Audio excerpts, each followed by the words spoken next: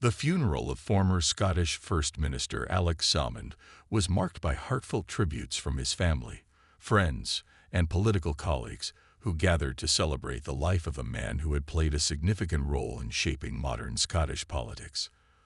Following his death, Salmond's family, including his wife Moira, sisters Margaret and Gail, brother Bob, and his nieces and nephews, released a touching statement honoring his memory.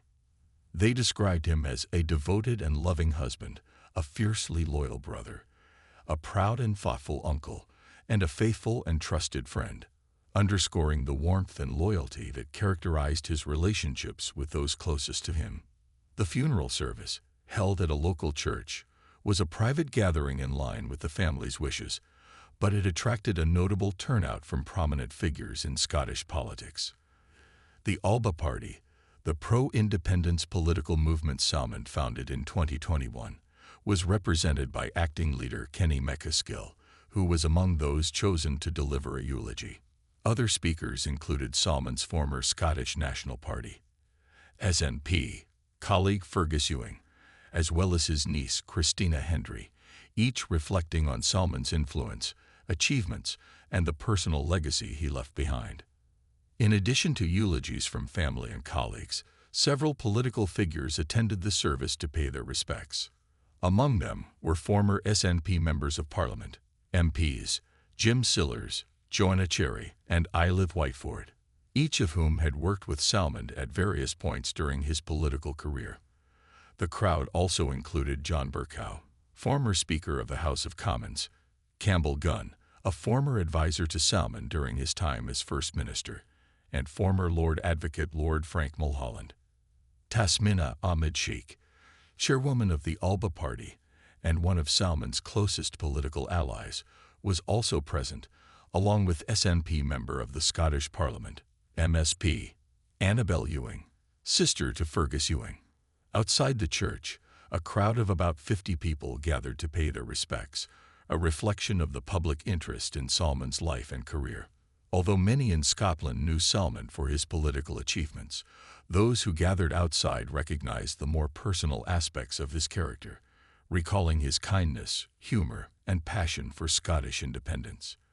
First Minister John Swinney, who submitted a motion of condolence to the Scottish Parliament following Salmond's death, was notably absent, respecting the family's wishes for a private ceremony. A spokesperson for Swinney expressed the government's condolences, stating, "The thoughts of the First Minister and the Scottish government remain with the family and friends of Mr. Salmond."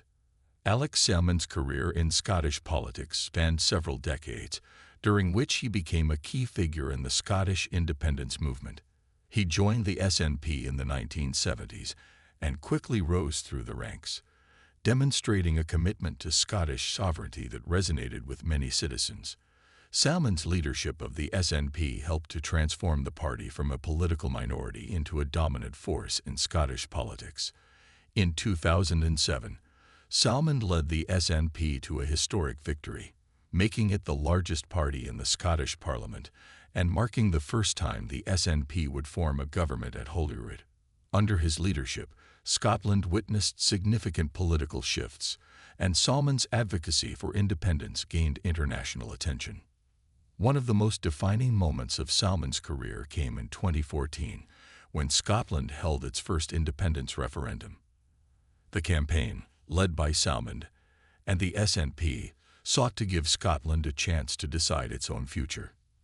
Despite a passionate and highly organized campaign, the referendum resulted in a 55% vote to remain part of the United Kingdom, with 45% in favor of independence. Salmond stepped down as First Minister shortly after the referendum, acknowledging the disappointment of the Yes camp, but celebrating the strength of the independence movement, which had garnered significant support. His departure marked the end of an era for the SNP, but Salmond remained an influential figure within the pro-independence community. However, Salmond's legacy became complicated in the years following his resignation. His relationship with his former protege and successor, Nicola Sturgeon, soured over disagreements regarding the Scottish government's handling of harassment complaints made against him. In 2018, Allegations of sexual misconduct were brought against Salmond, leading to a highly publicized trial in 2020. He faced serious charges of sexual offenses, but was ultimately acquitted of all charges by the High Court in Edinburgh. Salmond maintained his innocence throughout the process and alleged that he had been the target of a political conspiracy, which led to several civil court battles with the Scottish government. At the time of his death, Salmond was still engaged in ongoing legal action related to the government's handling of these complaints, underscoring the unresolved tensions between him and certain elements of the SNP leadership. Following his departure from the SNP, Salmond took the bold step of founding a new political party, the Alba Party, in 2021. The party, which aimed to serve as an alternative voice within the Scottish independence movement, sought to amplify calls for a second independence referendum and to push for faster progress toward achieving independence. Alba's creation highlighted the ongoing divisions within the pro-independence camp, as Salmond and his supporters criticized what they viewed as the SNP's cautious approach under Nicola Sturgeon. Salmond's decision to establish Alba allowed him to remain politically active and vocal about the cause that had defined much of his career, although the party struggled to gain a significant foothold in Scottish politics. In many ways, Salmond's legacy is one of complexity. He was a towering figure in Scottish politics, an orator with a flair for public speaking, and a strategist who had shaped the SNP into a formidable political entity. His achievements, especially in elevating the cause of Scottish independence to the forefront of national discourse, earned him widespread admiration and respect. Yet the controversies and disputes of his later years brought a different perspective to his legacy, revealing the intense personal and political challenges he faced. Eulogies at the funeral service captured the essence of Salmond's contributions and his enduring impact on Scottish politics. Kenny MacAskill, who now leads the Alba Party, paid tribute to his mentor's unwavering dedication to independence and his significant role in bringing the SNP to power. MacAskill emphasized Salmond's strategic mind and tireless advocacy, which had inspired a generation of Scots to believe in the possibility of an independent Scotland. Fergus Ewing, another longtime ally, spoke to Salmond's commitment to the people of Scotland and his genuine desire to improve their lives through self-governance.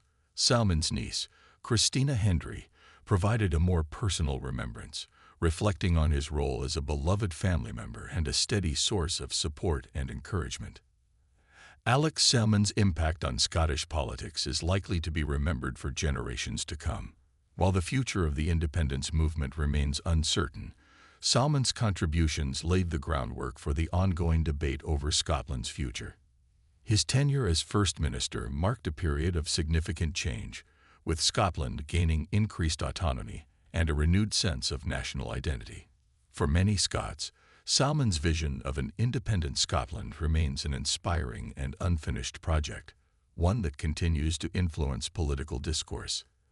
As friends, family, and political colleagues gathered to honor his memory, it was evident that Salmond's life and career had left a lasting imprint on those who knew him and on the country he loved.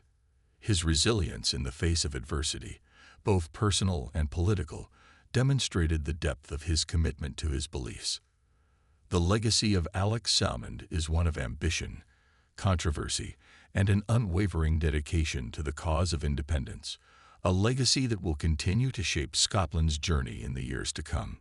The day of the funeral was marked not only by the attendance of close family members and political allies, but also by the absence of First Minister John Swinney, who, in deference to the family's wishes, chose not to attend the private ceremony.